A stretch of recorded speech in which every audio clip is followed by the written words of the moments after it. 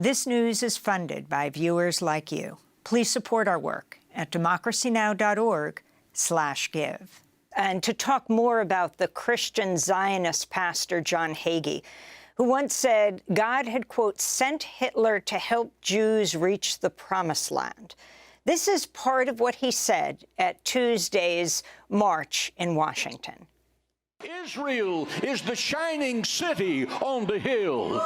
Israel says, God says of Israel, Israel is my firstborn son.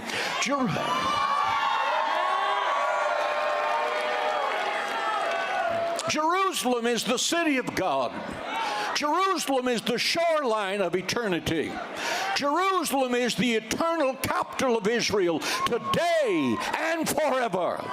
Other high-profile speakers at Tuesday's protest included Senate Majority Leader Chuck Schumer and the new House Speaker Mike Johnson, who has ties to the Christian Zionist movement. As Prime Minister Netanyahu says so well, this is a fight between good and evil, between light and darkness, between civilization and barbarism. For more, we're, in addition to Rabbi Alyssa Wise, joined by Sarah Posner, who's long covered Christian Zionists and is the author of Unholy: How White Christian Nationalists Powered the Trump Presidency and the Devastating Legacy They Left Behind. She's an MSNBC columnist. Her recent piece, titled The Dispiriting Truth About Why Many Evangelical Christians Support Israel. If you can talk about that, Sarah, and also specifically talk about John Hagee addressing these tens of thousands of people, and then the House Speaker. So Hagee has long walked this line between seeming like he or pretending to a Jewish audience like he's really only interested in policy and what's happening in the present. He walks this line, but then when he goes into a church to preach about his theology, what he says is really quite different. He didn't say on Tuesday that he expects, according to big biblical prophecy, that one day Jesus will return and fight a very bloody battle, which, as the rabbi said, will result in Jews either converting or dying, and Muslims too, by the way. He didn't say that. He didn't say that he believes that at the end of that, Jesus will rule the world from his throne on the Temple Mount. He didn't say that everything is playing out according to biblical prophecy. And so he has basically hoodwinked many Jews into believing that he actually supports Israel. But what he really supports is his claim that Israel is just a pawn, really, in this Bible prophecy, which at the end of which Jesus will rule the world as basically a theocrat. Well, Sarah Posner, you've noted that, quote, at the heart of Christian Zionism is not a love for Israel, but rather Christian nationalism. But what does Israel and its staunchest defenders get from this alliance? Well, what Israelis and American Jews who embrace Hagee's support get is a huge movement, much larger than the number of Jewish Americans, that has the ear of the Republican Party, that is enmeshed in the Republican Party. And so it's much more than CUFI has juice. CUFI is Hagee's organization, Christians United for Israel, has juice on Capitol Hill or in the White House when a Republican is in the White House. It is more than that. It is so common among evangelicals, even if they're not members of CUFI, to share these ideas about Israel and Bible prophecy and the return of Jesus. And so what they do is they bring this huge constituency to Republicans, many of whom, like Speaker Johnson, believe all of this themselves. And so they have morphed together this idea of supporting Israel with being a good American Christian.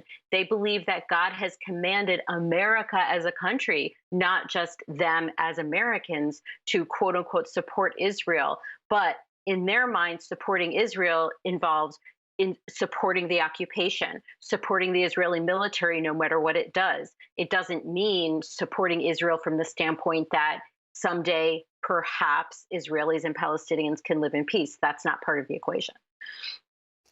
I wanted to play another clip. In 2008, John McCain rejected Pastor John Hagee's endorsements after the pastor said God sent Hitler to help Jews get to Israel. This is a clip of Hagee's sermon. Then God sent a hunter. A hunter is someone who comes with a gun, and he forces you. Hitler was a hunter. Sarah Posner. So this is part of Hagee's overriding theology, that all of history can be sandwiched into his view of what the Bible prophecy is about the return of Jesus. So basically what he's saying is what he's saying there, and what he's essentially saying in other much more recent statements than that, is that God has punished or disciplined the Jews throughout history as part of his plan to get them to return to Israel, which is a precondition of Jesus's return. So he's not trying to make it happen on a faster timetable. He will say that it's all going to happen on God's timing.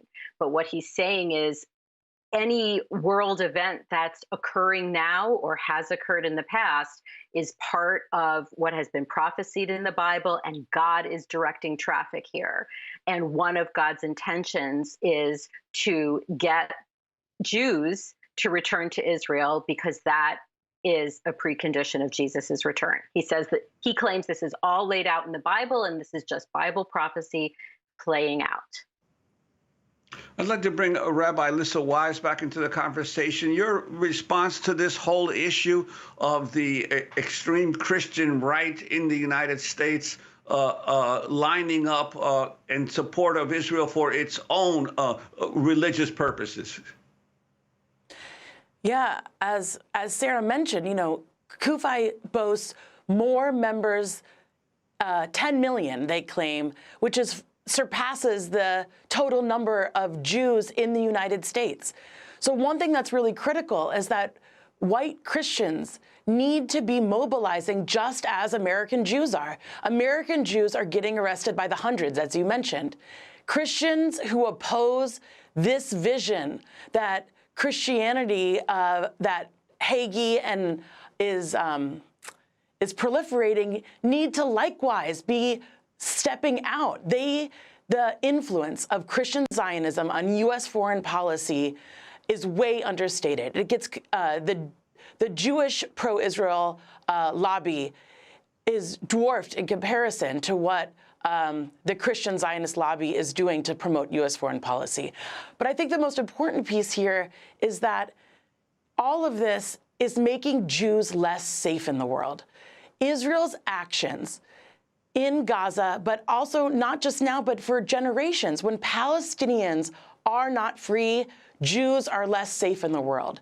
And that is the crux of the matter. There is no way for Jewish safety to be found when others are being oppressed. That's just the simple truth of it. And organizations that seek to distract from those of us that are trying to realize freedom, democracy, equal rights. It's simple. It's equal rights for Palestinians and Israelis. Those people claim that we are anti-Semitic when, in fact, their actions at aiding and abetting genocidal violence in Gaza now, but apartheid and occupation for generations, that is what is making Jews less safe in the world. I wanted to put this question to Sarah Posner, author of Unholy. You've written about Mike Johnson, the new House Speaker's Christian nationalist track record. Can you talk about his views and when you first encountered him in 2007, working on a story about the Alliance Defense Fund's ambitions to gut the separation of church and state? Explain what that all is. So the organization is now called Alliance Defending Freedom. It's a major Christian right legal organization that sees itself as a Christian counterweight to the ACLU. It is behind many Supreme Court cases, including Dobbs, which overturned Roe v. Wade, Masterpiece Cake Shop, involving the anti-gay baker. And Johnson was working for them at the time that I interviewed him, and he laid out for me the organization's ambition to eviscerate the separation of church and state at the Supreme Court, and to create a legal framework in which conservative Christians could object to things like LGBTQ rights in the name of religious freedom. Everything he said to me back in 2007, ADF has pretty much done and accomplished, or is well on its way to accomplishing, undermining church-state separation, elevating the religious freedom of conservative Christians who oppose LGBTQ and reproductive rights. And that is the framework and the ideology that he brings to Congress. He also believes that God created civil government and that the government should be run from what Christian nationalists would call a biblical worldview. So his entire ideology and framework and way of looking at the world and way of looking at government in particular is very classic, to the T of the Christian right of, Christian nationalists, whatever you want to call it, believing that their biblical worldview is what should dictate law and policy in the United States. Wondering, is this phenomena of the Christian Zionism largely centered in the United States, or have you seen similar movements in other advanced industrial countries, especially in Europe as well? Sure, it's worldwide.